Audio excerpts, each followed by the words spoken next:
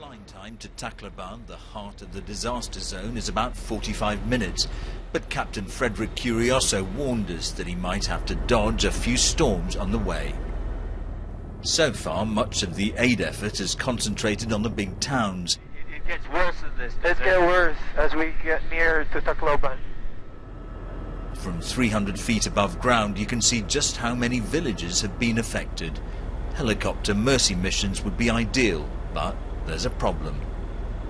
One of the pilots had a bad experience wherein they landed and the people just ran towards the helicopter and grabbed everything they could, which posed a danger both to the helicopter crew and the people who tried to rush in. I mean, I guess you can't really blame them.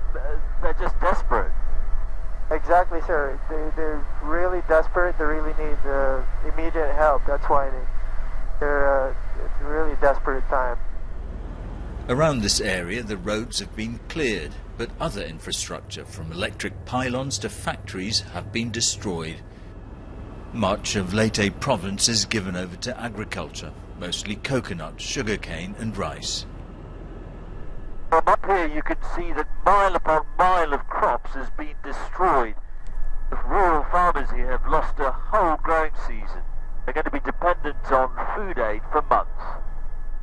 Tacloban lies on the other side of a ridge of mountains. Our pilot tried several passes, but the weather was closing in. No choice but to turn back.